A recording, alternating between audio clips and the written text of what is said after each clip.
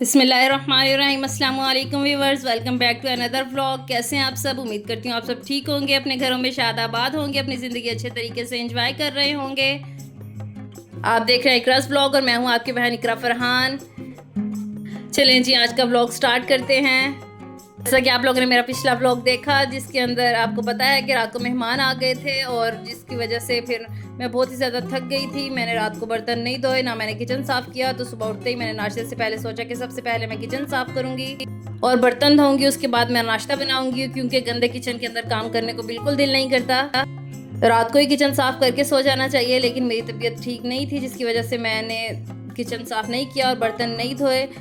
सुबह उठते ही मैंने सोचा सबसे पहले ये काम किया जाए, उसके बाद जो है वो नाश्ता तैयार किया जाए। जैसा कि आपने मेरे किचन की कंडीशन देख ही ली थी कि कैसी थी। सबसे पहले मैं बर्तन धोने के लिए खड़ी हुई। आज मैं ग्लव्स पहनकर बर्तन धो रही थी। वैसे मैं ज़िंदगी में आज तक मैंने कभी ग्लव्स पहनकर बर्तन नहीं धोए। मेरी बेटी जो है वो ग्लव्स यूज़ करती है। मुझे इतना अजीब लग रहा था, इतनी अजीब फीलिंग आ रही थी कि बता नहीं सकती। मैंने सोचा कि आइंदा के बाद बस मैंने ग्लव्स पहनकर बर्तन नहीं धोने, मैं ऐसे ही धोया करूँगी, क्योंकि जब से बर्तन धोने स्टार्ट किए आज तक कभी भी ग्लव्स पहनकर नहीं धोए। आप बताएं, आप में से कितनी बहनें जो है वो ग्लव्स पहनकर बर्तन धोती हैं और कितनी जो है ऐसे ही धोती हैं। बर्तन धोना ही एक ऐसा काम है कि जो सारा दिन ख़त्म नहीं होता। सबसे पहले नाश्ते के बर्तन धो, उसके बाद फिर दोपहर के, फिर अगर कोई दिन में चाय मांग ले तो फिर उसके बर्तन, और रात के फिर अलग बर्तन। ये सफाई वगैरह तो होती है, वो एक टाइम होती है, उसके बाद बस ठीक है, एक चीज़ें अपनी जगह पे रख दी। लेकिन जो बर्तन होते हैं ये हर टाइम धोने पड़ते हैं। अगर आप एक टाइम के बर्तन ना धोए तो ऐसे ढेर लग जाता है कि जैसे कि ज़िंदगी भर हमने कभी बर्तन ही नहीं धोए। आप मुत्तफिक होंगे मेरी इस बात से। बर्तन धोने के बाद सबसे जो काम होता है ना इत्मीनान वाला, वो होता है सिंक की सफाई। जब सिंक हम साफ़ कर रहे होते हैं ना, तो ऐसा सुकून मिल रहा होता है कि बस हमने पता नहीं कोई मार का मार लिया है। मुझे तो ऐसे लगता है कि तमाम कामों में से सबसे मुश्किल काम ये बर्तन धोना ही है, और वो भी खड़े होकर बर्तन धोना। जिन मेरी बहनों का सिजेरियन हुआ है उनको मालूम होगा कि खड़े होकर ज़्यादा देर काम नहीं कर सकते, कमर में पेन शुरू हो जाता है। तो जितने बर्तन हो टाइम टू टाइम धो लिया करें, ताकि ज़्यादा बर्तन जमा ही ना हो। आप सब बहनों से गुजारिश है कि मेरा व्लॉग पूरा देखिए। मैं ये नहीं कहूँगी कि मेरे व्लॉग में कोई ख़ास बात है। जैसे डेली रूटीन आप लोग गुजारते हैं वैसे ही मैंने दिन गुजारा है। जो काम आप लोग करते हैं वही काम मैंने किए हैं। बस ये है कि आप लोगों के साथ शेयर कर लेती हूँ और आपके साथ थोड़ी सी गपशप हो जाती है।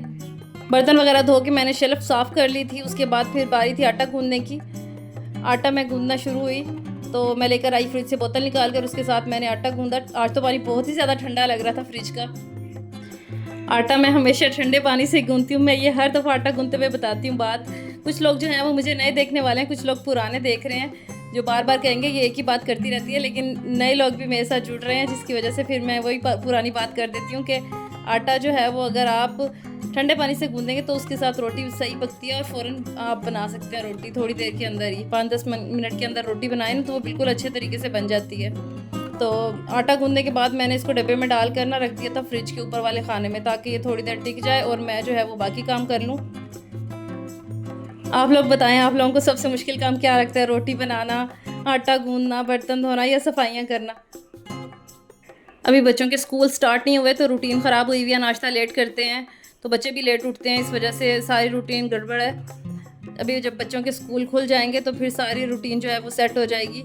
बच्चों का सपारा पढ़ना, एकेडमी जाना और स्कूल जाना, तो और नाश्ता, लंच और डिनर, ये सारी रूटीन जो है वो बिल्कुल सेट हो जाएगी। आटा मैंने गूंद लिया, अब मैं परात को धो रही हूँ।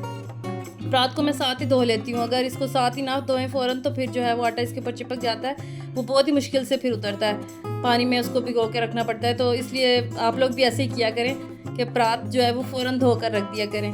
अब मैं आई चूल्हे की तरफ। चूल्हे की कंडीशन भी आप लोगों के सामने है। तो मैंने लिया काला तेल। मैं हमेशा काले तेल के साथ ही जो है वो बर्तन वगैरह मांजती हूँ और चूल्हे वगैरह धोती हूँ, क्योंकि काले तेल से जो है वो बड़े बर्तन बहुत ही अच्छे तरीके से साफ़ हो जाते हैं। अच्छा, मेरा किचन अब साफ़ हो चुका था। अब मैं ले आई फ्रिज से निकाल कर आटा कि मैं जल्दी जल्दी नाश्ता बना दूँ, क्योंकि बच्चे कह रहे थे कि मामा बहुत ही लेट हो गया आज तो नाश्ता। तो मैंने कहा चलो जल्दी जल्दी बना देती हूँ अभी। जैसा कि आप लोगों को मालूम है कि मैं चूल्हा नीचे ही रख के रोटी बनाती हूँ। कभी कभार मेरा दिल करता है तो मैं शेल्फ पे रख देती हूँ, कभी नीचे बनाती रहती हूँ। ज़्यादातर मैं नीचे ही बैठ के रोटी बनाती हूँ, तो शेल्फ पे कम रखती हूँ। लेकिन शेल्फ पे रख के बनाने का एक फ़ायदा ये होता है कि आपके सामने हर चीज़ मौजूद होती है, आप लोग खड़े खड़े हर चीज़ उठा सकते हैं। अगर आप बैठ जाएँ तो फिर बच्चों को आवाज़ देनी पड़ती है कि बच्चों आना ज़रा ये चीज़ पकड़ाना। तो खड़े होकर फ़ायदा होता है, लेकिन ज़्यादा देर खड़ा नहीं हुआ जाता, या शायद रूटीन नहीं बनी हुई ज़्यादा देर खड़े होने की। गर्मियों में अक्सर जो है, अगर बहुत ज़्यादा गर्मी हो ना, अंदर हवस हो जाती है, तो फिर मैं बाहर चूल्हा रख लेती हूँ सेन में, तो वहाँ बनाती हूँ। सारे बर्तन जो ज़रूरत के होते हैं वो ले जाती हूँ बाहर, वहीं सेन में बैठ के खाना वगैरह बना के फिर वहीं से बर्तन उठा के चूल्हा साफ़ करके आ जाती हूँ। लेकिन अब मैंने चूल्हा अंदर रखा हुआ है क्योंकि अब गर्मी में थोड़ी कमी आई है, पहले तो बहुत ही ज़्यादा गर्मी थी। रोटी बनानी मैंने स्टार्ट कर दी थी, तो मैं बिल्कुल सादे तरीके से बनाती हूँ पराठे, जिस तरह ये देखें आम रोटी बनती है इसी तरह इसको हल्का सा ही घी लगाती हूँ, ज़्यादा घी भी नहीं लगाती। ये सिंपल पराठा, और साथ में खाते हैं बच्चे हाफ़ फ्राई एग।